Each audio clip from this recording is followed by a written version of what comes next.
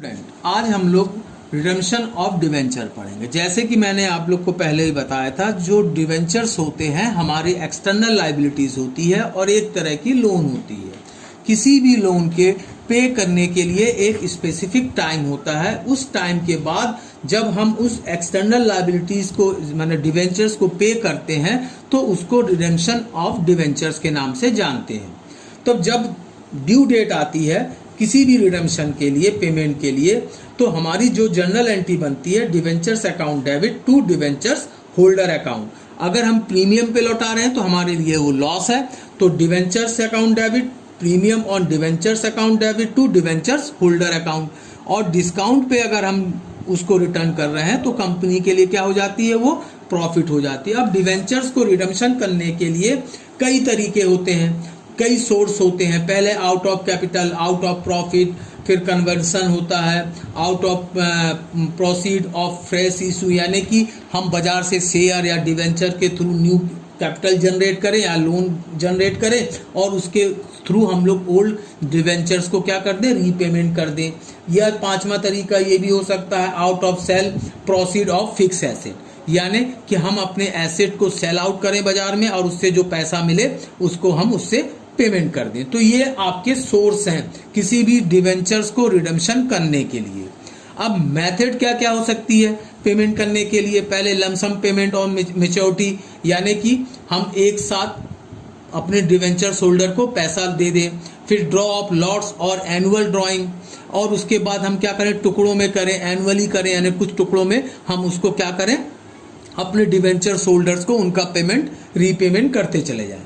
तीसरा तरीका ये भी हो सकता है कि हम ओपन मार्केट से अपने डिवेंचर्स को परचेज कर लें। परचेज कर ले मतलब अपने डिवेंचर्स को, लाइबिलिटी हम डिवेंचर्स होल्डर को पे करें या अपने डिवेंचर जो हमारे डिवेंचर्स होल्डर हैं मार्केट में सेल आउट कर रहे हैं उन्हीं को हम वहां से मार्केट से परचेज कर लें। तीसरा तरीका ये हो सकता है कन्वर्सन कर दें, यानी डिवेंचर्स को शेयर में कन्वर्ट कर दें। तो इस तरीके से हम लोग क्या कर सकते हैं, मार्केट से अपने डिवेंचर्स को परचेज कर सकते हैं और अपनी लायबिलिटीज को रिड्यूस कर सकते हैं। अब सबसे बड़ी बात होती है जो लीगल प्रोविजन होती है रिलेटिंग टू डिवेंचर रिडम्पशन। इसके लिए जो provision of section 71(4) company acts में दो तरह के फंड होते हैं, एक डीडीआर और एक डीआरआई। डीडीआर का मतलब होता है डिवेंचर रिडम्पशन रिजर्व। ये जो उसकी जो फेस वैल्यू होती है प्रॉफिट में से उसका 25% तक अपने फंड को यूटिलाइज कर सकते हैं।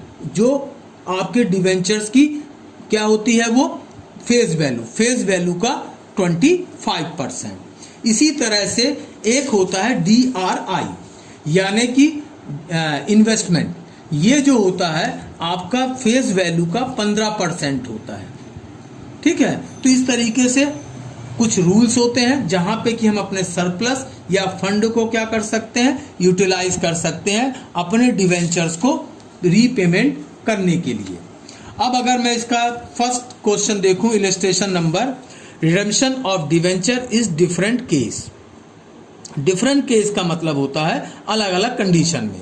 जैसे यहाँ पे दिया, a company issue 10% debenture of 100 rupees each at par and to be redeemed at par, यानी 10 में दे रहा है।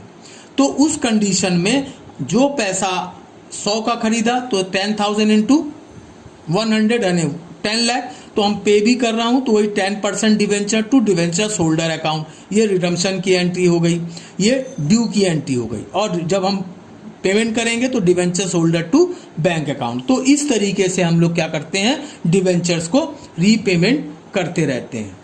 अब इसके बाद आप अगर सेकंड क्वेश्चन देखें, जैसे यहाँ पे दिया redemption of debenture as per rule of the company share capital के हिसाब से। अब यहाँ पे जैसे दिया गया है कि on 1 January 2011 a public company issued 15,000 10% debenture of 100 rupees each at par which were repayable at a premium of 15%। यानी मैंने जब बाजार में बेचा तो एट पार पे यानी 100 का डिवेंचर 100 में बेचा, मगर जब रिडीम कर रहा हूं तो उसको 10% प्रीमियम पे 15% प्रीमियम पे कर रहा हूं। फिर दिया है कि maturity the company decide to redeem the above mentioned 10% debenture as per the company's rules, the offer was accepted by the all debenture holder. अब हमने क्या कहते हैं कंपनी रूल के हिसाब से 10% के हिसाब से करने की तैयारी की, और कंपनी के जो हमारे डिवेंचर होल्डर हैं उनने क्या कर लिया, उसको एक्सेप्टेड कर लिया। अब फर्स्ट तो जनरल एंट्री बनाऊंगा मैं। मेरे पास टोटल डिवेंचर्स कितने हैं, आपका 15,000 डिवेंचर्स हैं।